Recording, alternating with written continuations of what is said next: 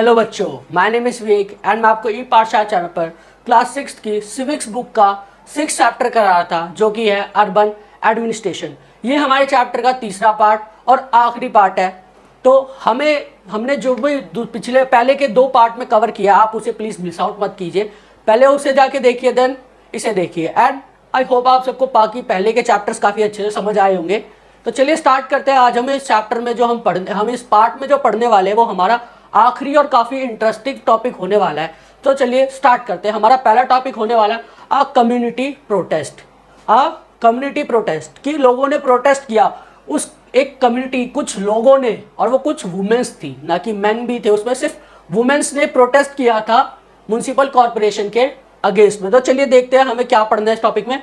यास्मीन खाला नैरेटेड, हमने पढ़ा था कि यास्मीन खाला ने बताया कि वहाँ पे पिछले पार्ट में जहाँ हमने ख़त्म किया था पार्ट, कि गंगूबाई करके एक वुमेन थी जिन्होंने प्रोटेस्ट किया था। तो हम उन्हीं के बारे में पढ़ेंगे। यास्मीन खाला शंकर को स्टोरी नरेट कर रही थी, तो वो स्टोरी यहाँ कंटिन्यू होती है।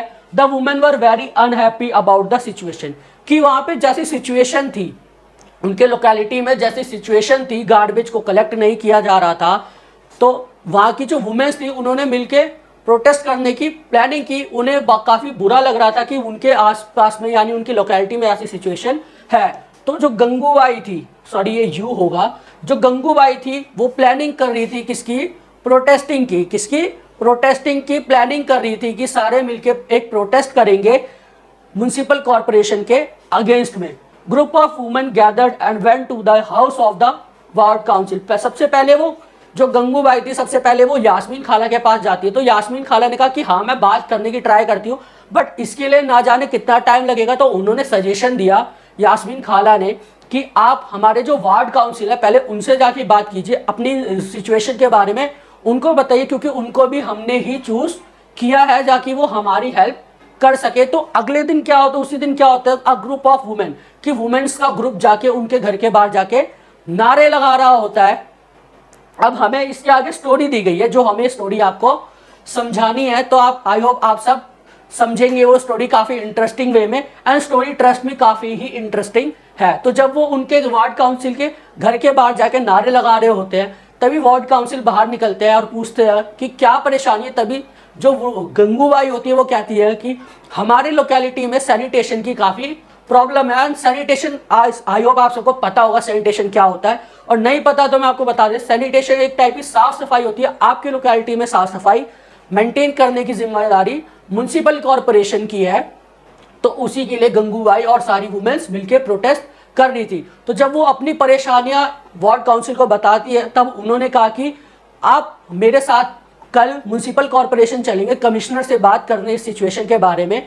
और जो वार्ड काउंसिल होता है वो कहता है कि आपने एक पिटीशन साइन कीजिए, कि एक लेटर लिखिए और उसमें साइन कीजिए। अपने साइन के साथ साथ बाकी लोकेलिटी की वुमेन्स का साइन लेके चलिए, और अपने साथ एक सैनिटेशन ऑफिसर लेके चलिए जो म्युनिसिपल कॉरपोरेशन में काम करता है। वो हमारी लोकेलिटी की सिचुएशन काफ़ी अच्छे से कमिश्नर को समझा पाएगा। तो अगले दिन वार्ड काउंसिल अपने प्रॉमिस के अकॉर्डिंग वुमेन्स के साथ कहाँ जाता है?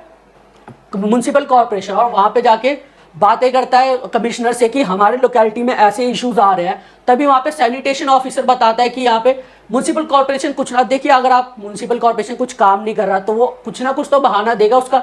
तो म्युनिसिपल कॉरपोरेशन कमिश्नर क्या बहाना देते हैं कि हमारे पास इतने ट्रक नहीं है कि वहाँ के गार्बेज को भी कलेक्ट कर सके। तभी गंगाबाई क्या जवाब देती है? गंगूबाई कहती है कि रिच लोकेलिटी में जाने के लिए आपके पास ट्रक है, बट हमारे पास जाने के लिए ट्रक नहीं है। तभी वो शांत हो जाते कमिश्नर, और वुमेन्स बोलती है, प्लस यास्मीन खाला बोलती है कि अगर आपने वहाँ से जल्दी गार्बेज कलेक्ट नहीं करवाया तो हम म्युनिसिपल कॉरपोरेशन के सामने आके प्रोटेस्ट करेंगे।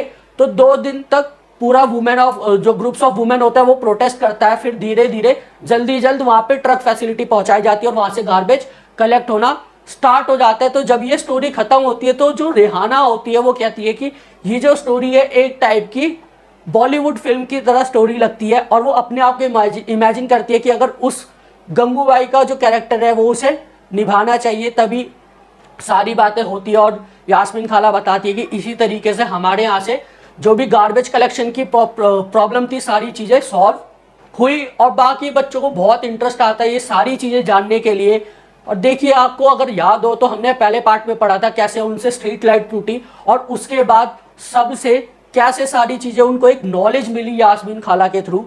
और यास्मीन खाला के घर से निकलने के बाद वो लोग जब स्ट्रीट में जा रहे होते हैं तो उन्हें काफ़ी अंधेरा दिखता है।